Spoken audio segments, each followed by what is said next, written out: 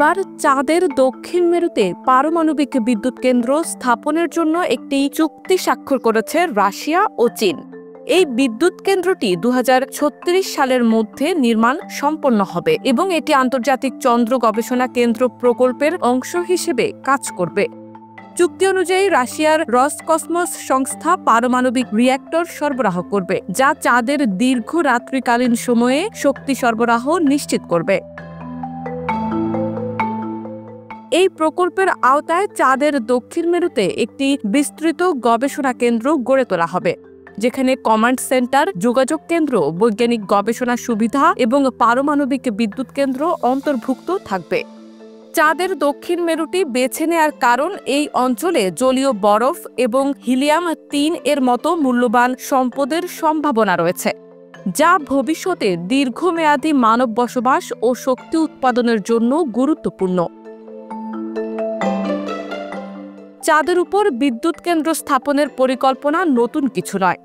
2024 সালে রসকসমসের মহাপরিচালক Yuri Borisov একটি সাক্ষাৎকারে জানান, চাঁদে একটি আন্তর্জাতিক গবেষণাগার নির্মাণের পরিকল্পনা রয়েছে, যার জন্য একটি বিদ্যুৎ কেন্দ্র প্রয়োজন।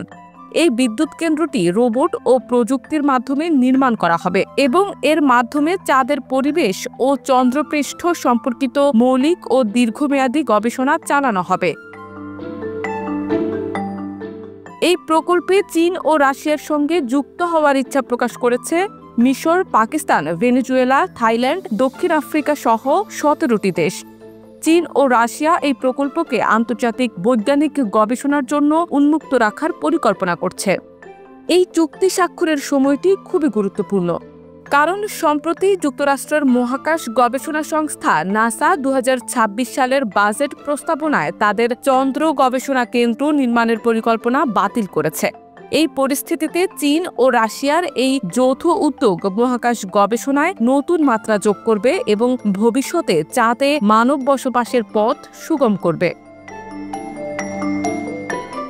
এর আগে 2021 সালের মার্চে চীন ও রাশিয়া আন্তর্জাতিক চন্দ্র গবেষণা কেন্দ্র নির্মাণের জন্য একটি সমঝোতা স্মারক স্বাক্ষর করে। এই চুক্তির আওতায় উভয় দেশ মহাকাশ বিজ্ঞান, গবেষণা ও উন্নয়ন, মহাকাশ সরঞ্জাম ও প্রযুক্তির ব্যবহার বিষয়ে অভিজ্ঞতা বিনিময় করবে এবং ILRS নির্মাণের জন্য একটি রোডম্যাপ তৈরি করবে। তবে চীন ও রাশিয়ার মহাকাশ সহযোগিতা নতুন নয়। 1994 সালে চীন রাশিয়ার সঙ্গে মহাকাশ প্রযুক্তি কেনার জন্য একটি চুক্তি স্বাক্ষর করে। 1995 সালে রাশিয়ার সোয়ুজ মহাকাশযান প্রযুক্তি চীনে স্থানান্তরের জন্য একটি চুক্তি স্বাক্ষরিত হয়। তার আওতায় চীনা মহাকাশচারীদের প্রশিক্ষণ, সোয়ুজ ক্যাপসুল এবং মহাকাশ স্যুট সরবরাহ করা হয়। চাঁদে পারমাণবিক বিদ্যুৎ কেন্দ্র স্থাপন একটি জটিল ও উচ্চ প্রযুক্তির কাজ, যা রোবট ও স্বয়ংক্রিয় প্রযুক্তির মাধ্যমে সম্পন্ন করা হবে। এই প্রকল্পের সফল বাস্তবায়ন মহাকাশ গবেষণায় চীন ও রাশিয়ার নেতৃত্বকে আরও সুদৃঢ় করবে এবং ভবিষ্যতে চাঁদে মানব বসবাসের সম্ভাবনাকে বাস্তবে রূপ দেবে।